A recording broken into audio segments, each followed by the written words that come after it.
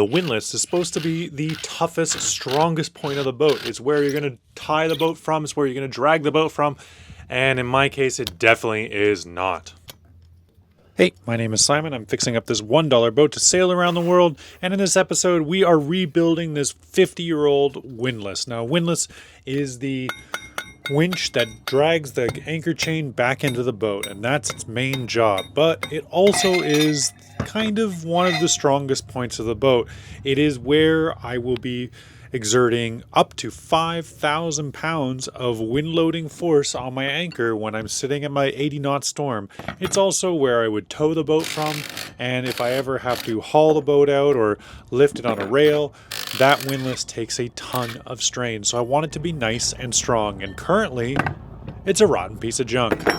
Although the windlass definitely needs some maintenance, and there's plenty of gaskets and oil that need to be changed and paint that needs to be cleaned up and probably a few broken things, the real problem is the plate that it is all mounted to. That plate is completely rotten away. In my extensive experience of tearing things apart and sometimes putting them back together, there is a technique to these things. You want to be just gentle enough not to break anything, and curious enough to discover how it's actually supposed to come apart, and also patient enough to acknowledge when something needs a little bit more heat. A critical step of this process, of course, is always just cleaning the damn thing so that I can read any labels on it and figure out what the hell I'm dealing with. For instance, if I had spent the time to clean this windlass before, when I was doing the chain episode last week, I would have seen that the inside of this chain gypsy has 3/8 triple B written right on it. So of course that is the size that it's designed to handle. It's written right on the damn thing, but I couldn't see it because there's too much rust and debris and old paint covering it up.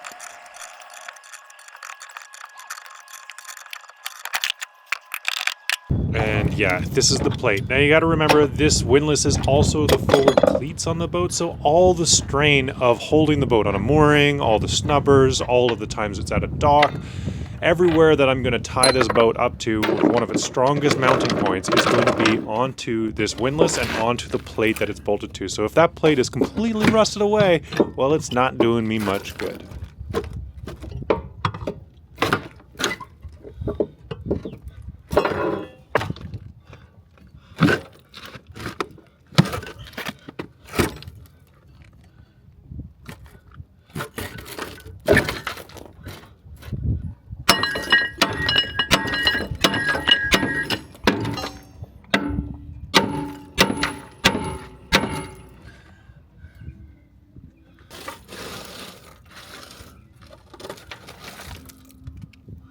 All right, well, this is my windlass. This is what came on the boat, and I'm getting to know it a little bit. There's a few things that it needs. I'm trying to get this face plate off, and one of these bolts is not gonna play nice. We've got a crack down here in the base, and another one forming over here by this section. So that's gonna take a little bit of welding. There's some play in the main axle, which is not great. We definitely want to fix that. So this is a Plath AW20 or AW2A. It's one of those, I don't know, but it had a 10 amp, 110 volt, 120 volt motor on the front. So that's a little bit less than 2 horsepower, but as you can see, it's got an incredible reduction on the gearing. Like, it's taking probably take like 50 turns to get one turn out of this. So it's all about that mechanical advantage, although I don't imagine it's going to be incredibly fast, but we'll see how it goes. The biggest problem I'm having here, though, of course, is this bottom plate. Now, there's a lot of dissimilar metals going on right here. We have stainless shafts, we have stainless bolts here, we have an cast aluminum body of this, and we have a mild steel, it looks like mild steel, covered in chrome plating that this was all bolted down onto. Really not great. This completely is disintegrated. There's just nothing left.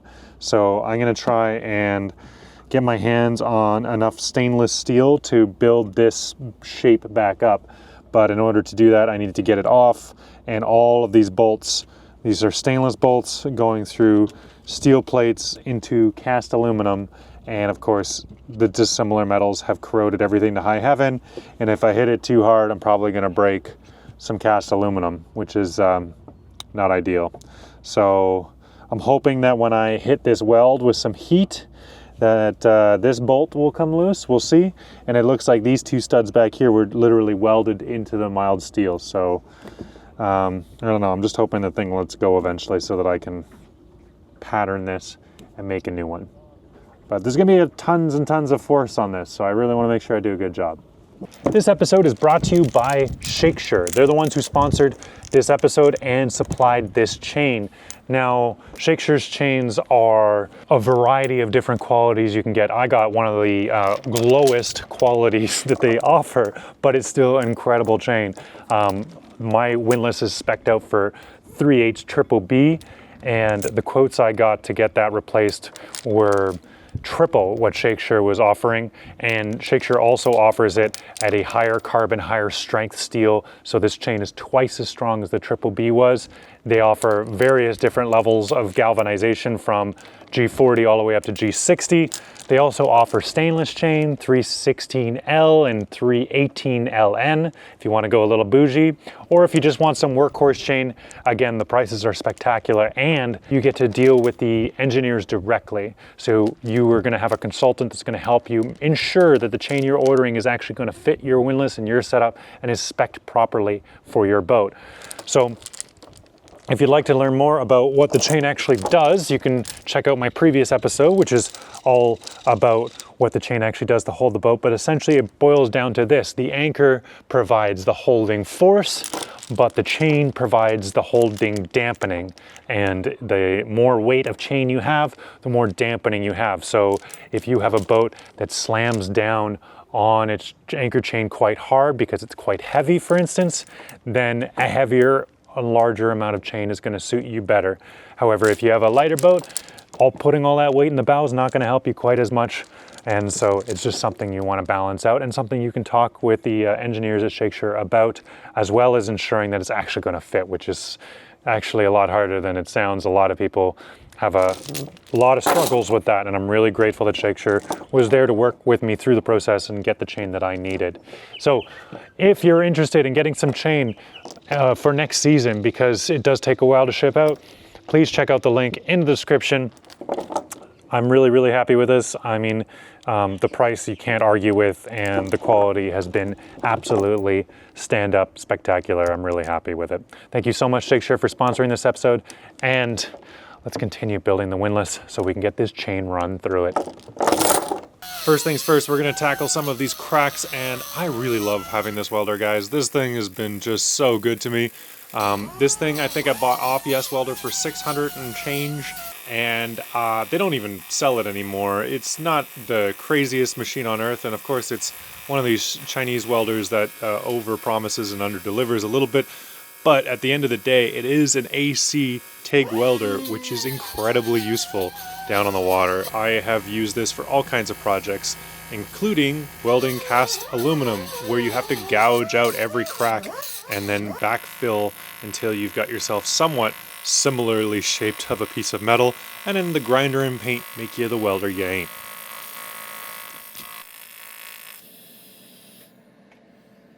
This welder comes in absolutely clutch in dealing with stripped out bolts. In this case, we have a stripped out slot-headed bolt that's flat mounted into the side of this aluminum plate, and I can weld another bolt directly to it and get some leverage on it and put a ton of heat into it. And of course, it comes right out.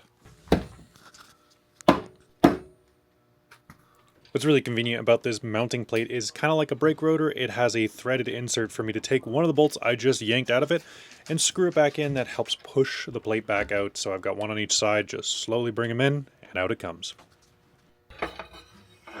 It's been a bit of a bloodbath trying to get this plate off the bottom, and that's because it's chrome covered steel, and that's not good. But it can't be stuck if it's a liquid.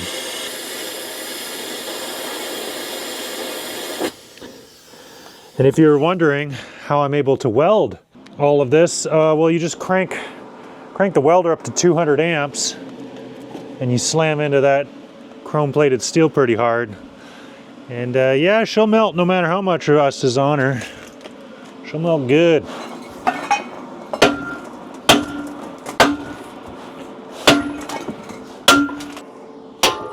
There we go, buddy. That's the spirit. Now, whatever cast aluminum part I just snapped, I can weld back together. Yes, finally.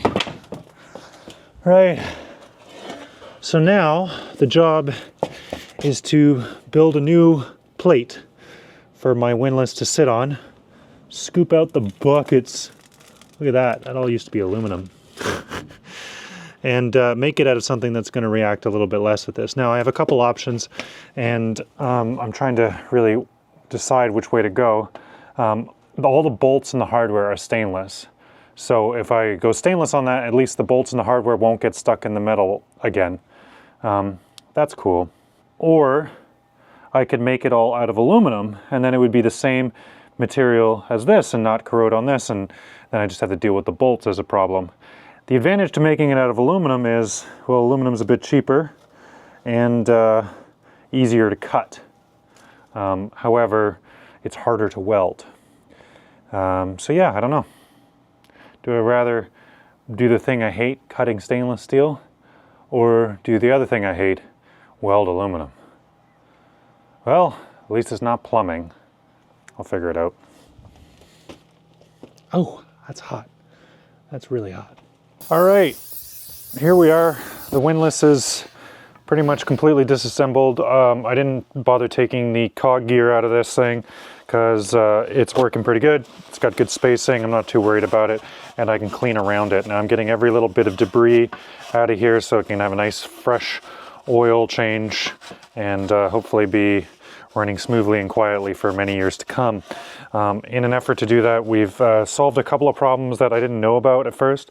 So we've ground away some material where these cracks were and welded that back in. So cast aluminum, very corroded cast aluminum, is not so fun to weld, especially for an amateur like me. So the grinder and paint make you the welder you ain't. So that's all right, and structurally we're doing great there. There's some other problems. Right down here, as you can see, where the motor bolts up, there's a chunk of the holding that would hold the gasket in here. There's a chunk that's missing, that's cracked out of it. Obviously, they had a removal at some point that went a little bit violently, and it chipped away some of that material. So I don't really have the ability to weld and grind that into fully functioning again. So instead, I'm going to put a gasket in here, but I'm also going to like put a lot of sealant, and hopefully that will keep things safe, but it is what it is. But one thing I won't be able to do much about is the absolutely astronomical amount of galvanic corrosion going on underneath this thing.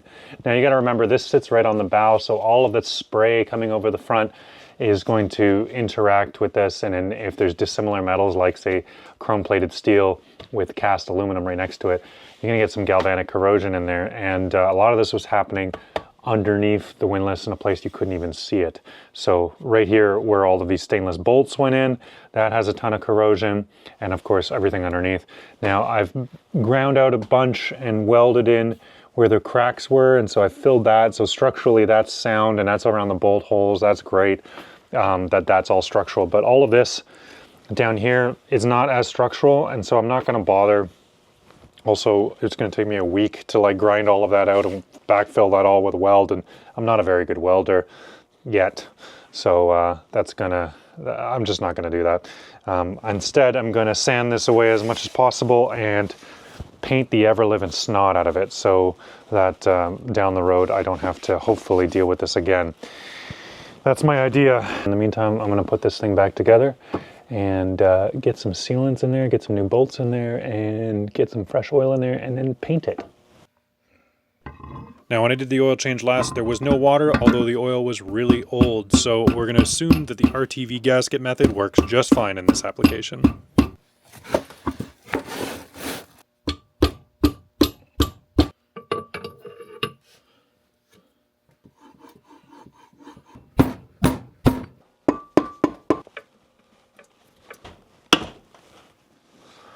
Come on, why are you fighting me so much? One of the fun things about filming everything I do is I get to see how I took it apart. It's not going back together exactly as smoothly as I'd like.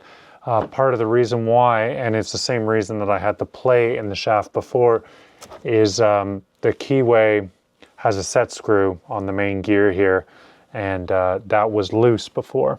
So I tightened it, but the problem with that is you have to make sure that the gear is sitting exactly where it's supposed to sit. And it seemed to be missing that. I need to get the shaft and gear and everything, the whole assembly, in about 3/4 of an inch further, and it's giving me troubles.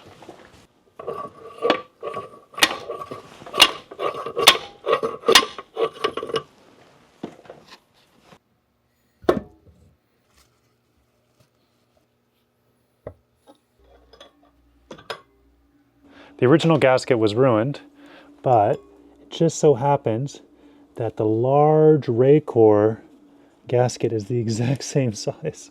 So I'm going to slide that into its spot and then get the cowling on this thing and clamp it down, and that should be nice and watertight.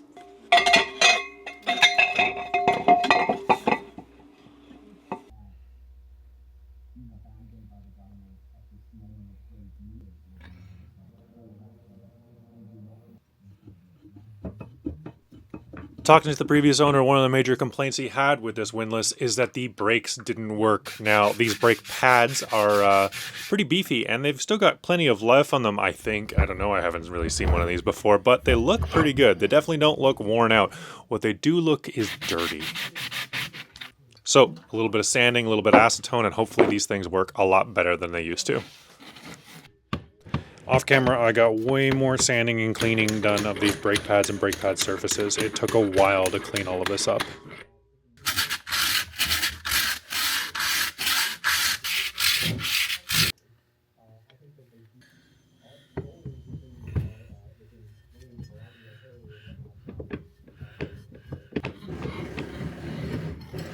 This motor apparently is a fairly recent replacement from the old one, and it's kind of a pain in the ass. The terminals that tie the electrical leads onto the motor have uncaptured nuts on the inside of the motor casing, and in order to capture those nuts, you have to take the entire motor apart.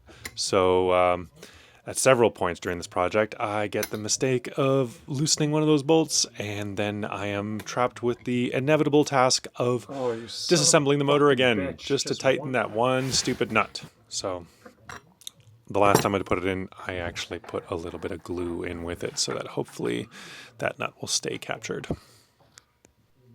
And now I gotta do the exact same thing, but without any grill to stick my finger through.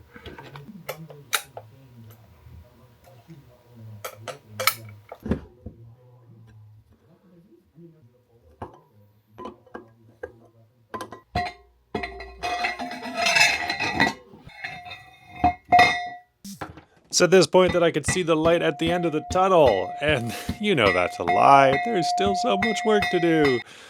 But it's getting close to that Friday, so I really wanted to try and stop the project here and post it, but I just couldn't bring myself to half finishing another project, so I really wanted to see this one to completion, so I decided to just keep at it, and keeping at it, I did.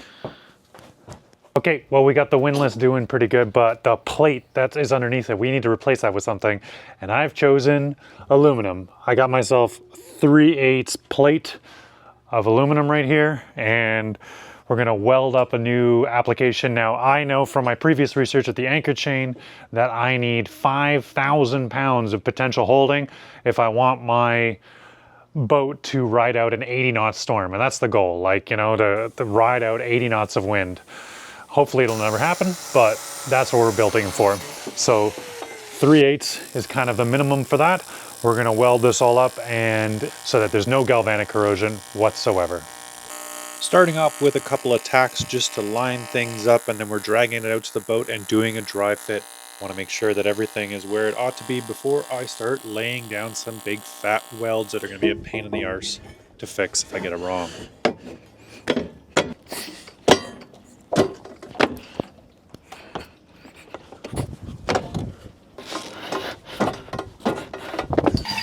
We've got everything where it ought to be, so now it's time to weld, baby, weld.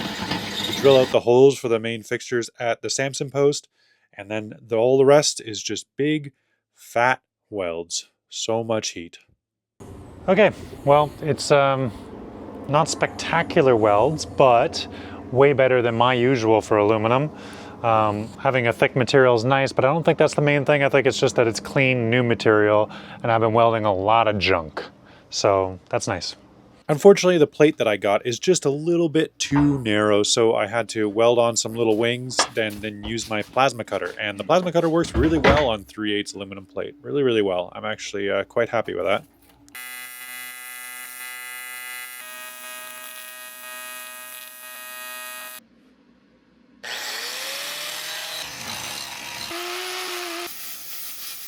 You see, it's at this point I'm feeling so very confident. These welds are going on really well. I am welding aluminum much better than I have before.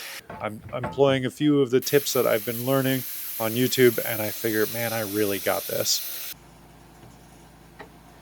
And truth of the matter is, I am a huge amateur. I don't really know what I'm doing, and TIG welding aluminum is just one of those welding styles that has so many variables you really need to nail for it to work properly. And if you don't, well, you're just SOL. So at this point, I'm feeling very confident, and that's only because I've started to nail some of the settings. Not all of them. I'm still off by a little bit, but at least I'm in the ballpark, and it feels really, really good. That's not going to last.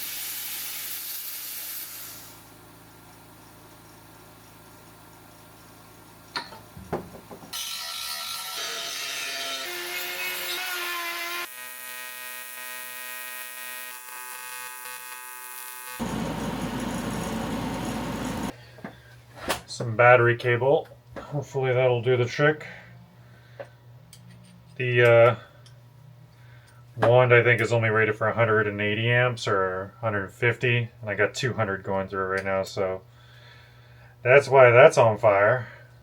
Yeah, now I'm getting up to the amperage where I should probably have a water-cooled torch, but I don't have that.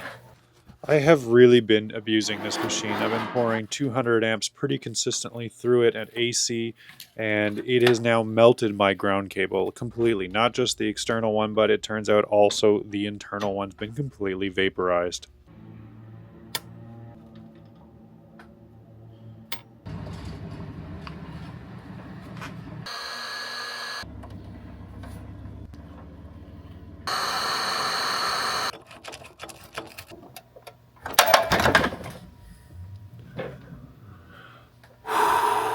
It's not even fucking plugged in. Capacitor got me.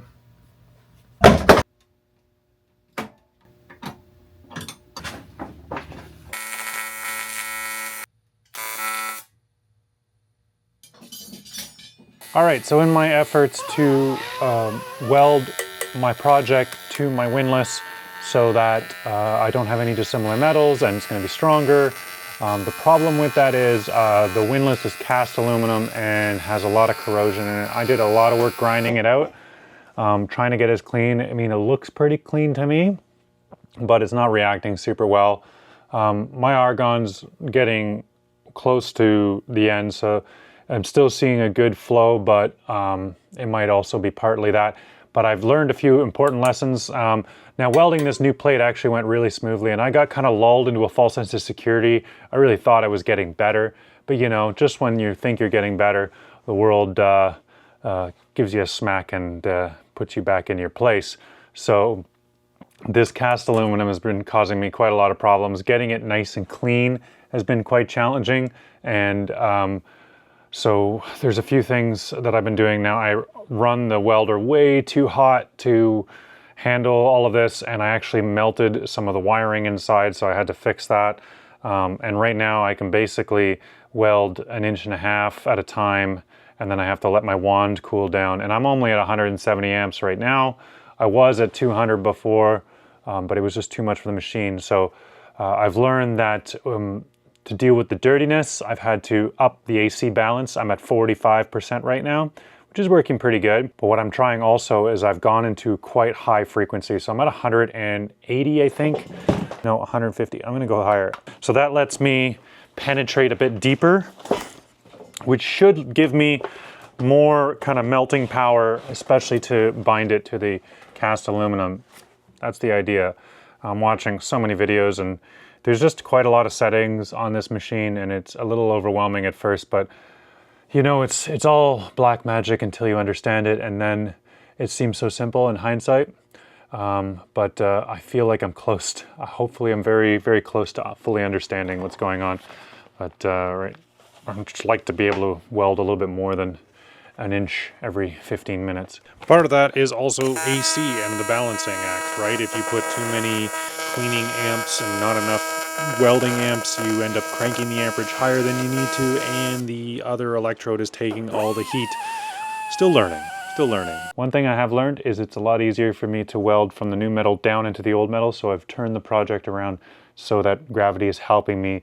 I start my melting kind of like right on the corner of this material and drive it down into the cast aluminum over and over again, and that's been working pretty good. But I'm nowhere near just like point the wand at something and blitz the whole joint. That is not working for me. I've not managed to nail those settings at all. And I suspect that my machine is not capable of that. Not when I've got 3/8 plate and a giant piece of cast aluminum. Everything, as soon as it starts going well, starts not going well, and yeah, I've run out of argon. I'm still getting a few CFM out of it, but not enough, and now all my welds are getting contaminated, so I have to go back to Nanaimo and get some more argon. And the problem with living on a Gulf island is that's a whole day. That's a whole day just to go and get some argon gas, and it's a shame because I was there like a little bit less than a week ago. I could have loaded up then, but I burned through a lot of argon doing this, so I think I had more than half a tank before. Now I don't. So I'm going to call up some friends and see if anyone's got any argon, because I really don't want to go to Nanaimo. All right, on. Well, Aaron's dad had some argon gas, so I'm able to get back to work and finish this thing off. And it is working a lot better with actual argon gas. I've discovered a phenomenon, I think, where because this is an old tank, it's probably been refilled so many times, and each time a little bit more air gets in it. And so as I finish off the tank, the end of the tank has got, even though it's got CFM and gas is moving, that gas has got impurities in it. So I probably have a lot of oxygen and nitrogen, just air mixed in with my argon, which is why it's contaminating, getting dirty.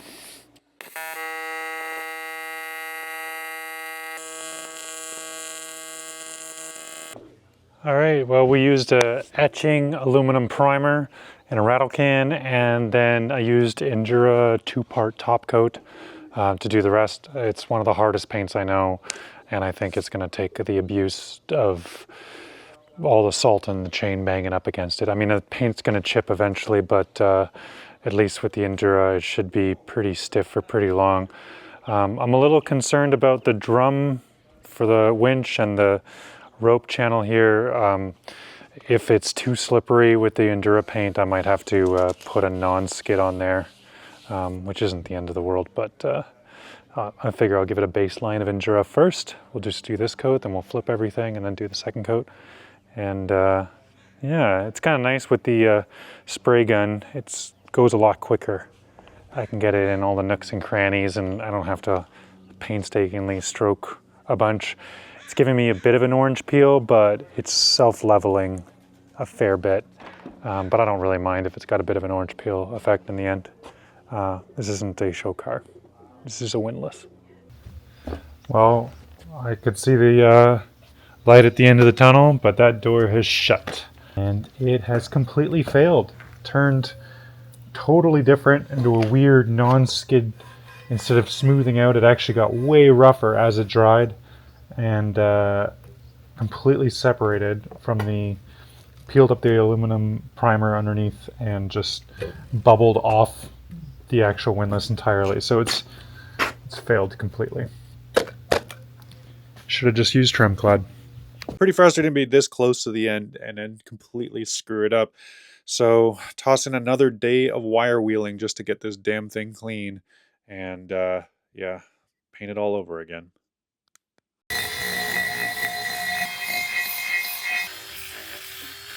Luckily, I have Erin here to help me out. She's helping me out a bunch on the upcoming few projects because we're in the middle of summer already, and I really want to use this boat this summer. So we need to get going, and I'm really grateful to have the extra help.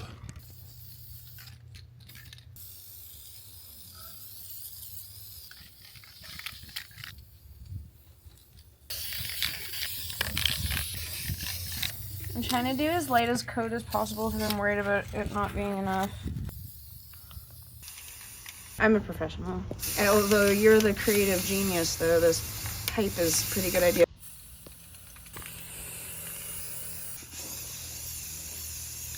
Marine grade trim clad. This stuff is best paint. It's not $300 either. Nice. Do your best and caulk the rest. Well, before we can reinstall the windlass, I've got to repair and glass in the bow. Now, I have got a couple of different options I could do here. Luckily, the bow is not rotten and it's actually really well supported, so everything underneath here is really solid, but it does still have the teak deck and it does still have all the sins of those leaky tiki decks. And so I decided to just glass the whole damn thing over. So yeah, I sealed in all of the teak under a layer of some thick epoxy fiberglass, and we're gonna fair the whole damn thing and paint it. So along with fiberglassing and fairing and sanding and priming and painting, we also need to run some electrical for this. So I'm going to be running an electrical line all the way from the bow to the cockpit and then down to the AC circuit system, because the motor powering this is a 10 amp 110 volt AC motor. Now it doesn't need any kind of crazy wiring. They don't need the 12 volt circuit with a big thick cable, which is great because it's a lot cheaper, but it is going to be a long run and it can only run with either a generator or my inverter working, so that is one limitation.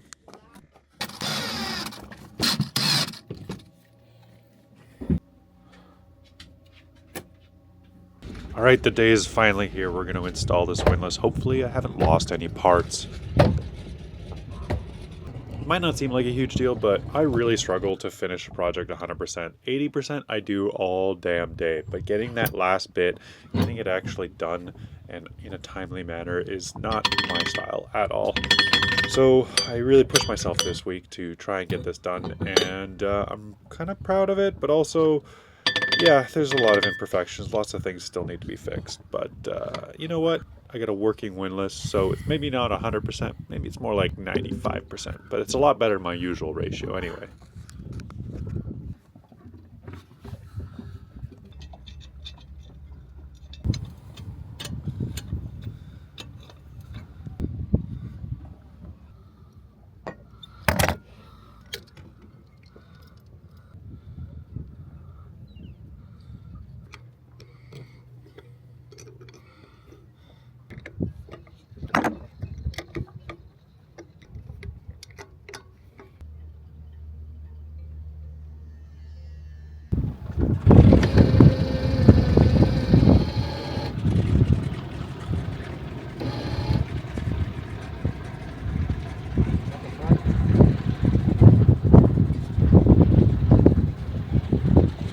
Shit. My motor's going the wrong direction. Shit. Hopefully, I've wired it up properly this time, even despite all my labeling and everything. Made a lot of mistakes along the way, so let's find out if I made another one.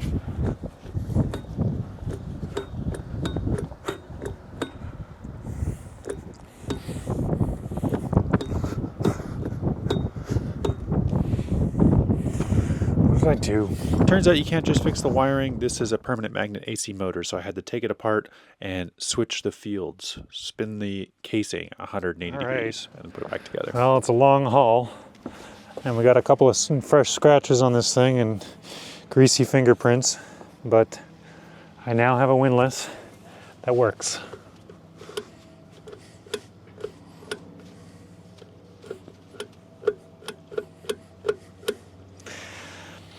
All right, I take it back.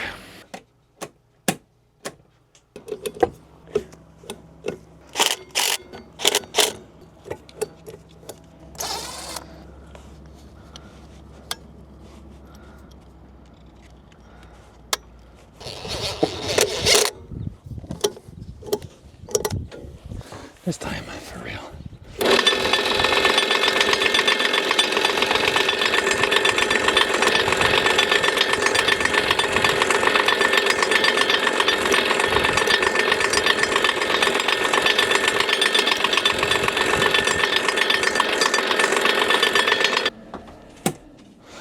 The switch on the back of the motor here obviously doesn't work, or doesn't work properly, and it's pretty hooched, and the design is probably from the Stone Ages. So I'm not thinking I'm gonna find one of those, but I'll do some Googling, and then, you know, 6 or 7 weeks later. Sorry, the seals are passing by, and Honey's very upset about this. It's enough. Hey, you're okay. Forget it. Anyway. All right, so now we just gotta drag the chain out here. Easy, right? Dragging 300 feet of anchor chain down to my dinghy was actually a lot easier than I thought it would be, and it really drives home the idea that it's the anchor that holds the boat, not the anchor chain. The anchor chain works as a shock absorber. Just really driving that in.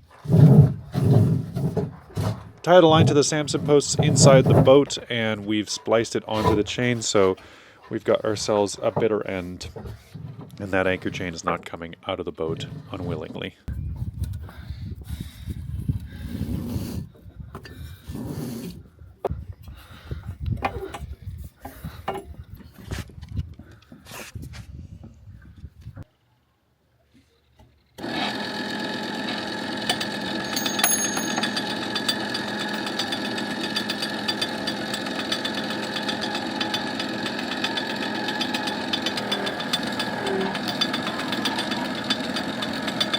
Okay, that works, good.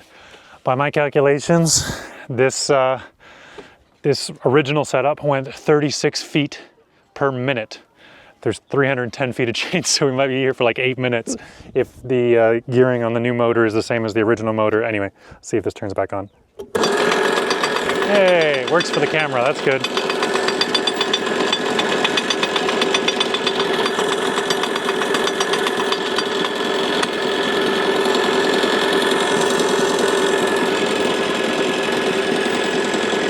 Drama free. This is looking good. Pass it here.